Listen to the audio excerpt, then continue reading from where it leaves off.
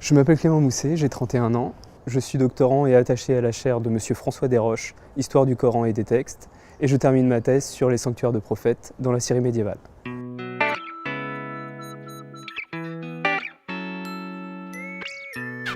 Donc, la Syrie médiévale, c'est la grande Syrie qui englobe les entités politiques modernes de Syrie, Liban, Israël, Palestine et Jordanie. Les prophètes, ce sont les prophètes musulmans, ceux qui sont cités dans le Coran. J'ai fait ce choix-là parce qu'il s'agit des grandes figures de la Bible et des évangiles, comme la figure de Adam, qui va donner Adam, Nabi Ibrahim, qui était Abraham, Nabi Moussa, qui est Moïse, etc., jusqu'à Jésus, qui est Nabi Aïssa.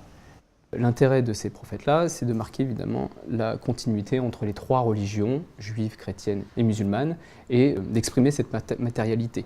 Ces sanctuaires-là ont été vénérés par les juifs, par les chrétiens et par les musulmans, et donc c'est de voir tout ça, toute cette continuité au fil des siècles.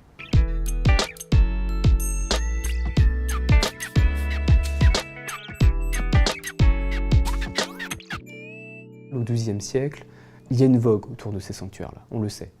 C'est dans un contexte bien particulier, on est à l'époque des croisades, donc il y a eu une volonté de contre-croisade contre l'envahisseur. Il faut s'approprier la Terre Sainte, il faut s'approprier l'espace sacré. Des fois il y a création, mais des fois il y a récupération. Des fois il y a une mainmise sur certains sanctuaires. Je pense que Hébron, c'est tout à fait ça. Les Juifs ont considéré ça comme le tombeau des patriarches. Les chrétiens l'ont aussi vénéré. Et ensuite, au moment de la conquête musulmane, ce sanctuaire-là a toujours été le lieu où seraient enterrés, en tout cas, Abraham, Isaac et Jacob. Donc Ibrahim, Isaac, Yacoub et Youssouf.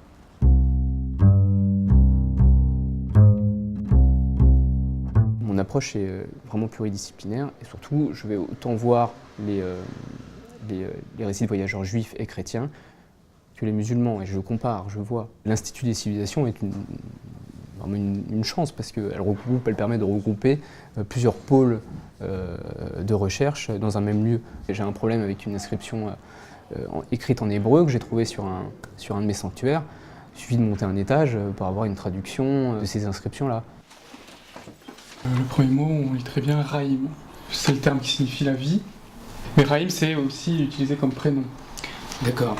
Il semble qu'on pourrait lire le mot Toda, donc qui signifie tout simplement merci, merci en hébreu.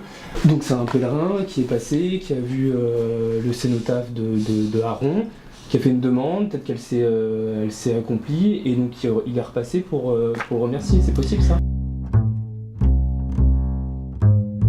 L'apport de ma thèse, c'est surtout un apport archéologique finalement. Parce que pour de nombreux sanctuaires, j'ai réussi à faire des plans, des relevés, des photographies, des plans n'avaient jamais été faits. Donc c'est finalement les dernières traces pour certains sanctuaires. C'est un patrimoine qui est en danger. Surtout les conditions politiques actuelles, quoi. La Syrie est fermée, mais évidemment que quand la situation se calmera, si elle se calme un jour, j'y retournerai. Ouais. Et encore, j'ai encore du travail à faire là-bas.